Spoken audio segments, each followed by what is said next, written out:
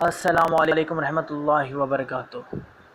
کربلا میں 5 محرم، شخص بن ربیع کون تھا؟ ویڈیو کو آخر تک ضرور دیکھیں۔ کربلا میں 5 محرم کا دن تھا اور عمر بن سعید کے آنے کے بعد لگاتار فوجوں کی آمد کا سلسلہ جاری ہے۔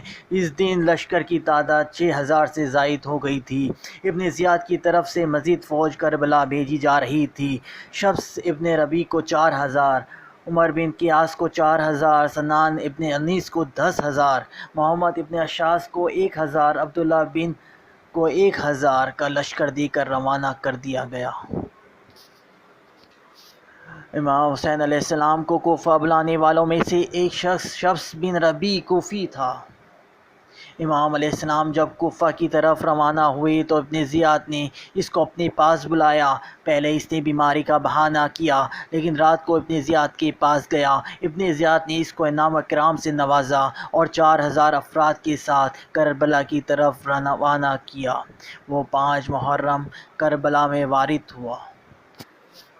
شمس بن ربیع کوفی منافق اور خبیث ترین انسان تھا، کیونکہ یہ پہلے خود کو علی علیہ السلام کے اصحاب میں شمار کرتا تھا، اس کے بعد خوارج میں شمار ہو گیا، پھر اس نے توبہ کی، مگر اس کے کچھ دنوں بعد امام حسین علیہ السلام کو قتل کرنے کے لیے کربلا کی طرف روانہ ہوا، اور کربلا کے واقعے کے بعد مختار سکی کے ساتھ امام حسین رضی اللہ تعالیٰ عنہ کے خون کا بدلہ لینے کے لیے قیام کیا، پھر مختار کو قتل کرانے میں شریک رہا، اور 80 ہجری میں کوفہ میں اس کا انتقال ہوا۔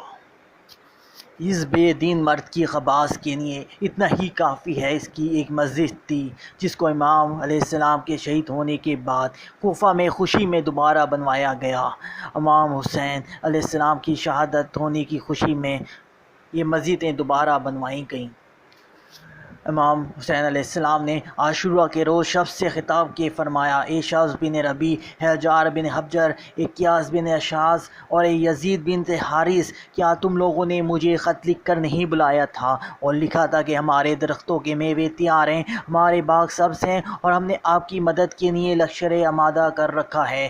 اس وقت قیاس بن اشعث نے کہا: ہمیں نہیں معلوم آپ کیا کہہ رہے ہیں، لیکن یزید اور ابن زیاد کے حکم کو قبول کر لیں۔ جس پر حضرت نے فرمایا: کبھی بھی تمہاری پستی کی طرف نہیں جھکوں گا اور تمہیں معاف بھی نہیں کروں گا۔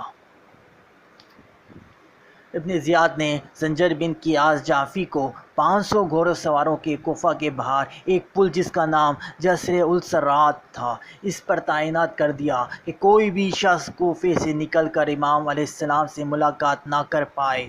عامر بن ابی سلمان بن عبداللہ نے جب اس پل سے گزرنا چاہا تو زنجیر نے اس سے کہا: ہمیں پتہ ہے کہ تم کہاں جانا چاہتے ہو، لہٰذا واپس لوٹ جاؤ۔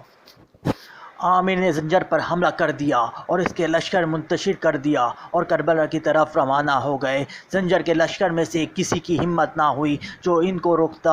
عامر امام حسین علیہ السلام کی خدمت میں حاضر ہوئے اور روز عاشوراء شہادت کا جام نوش کیا۔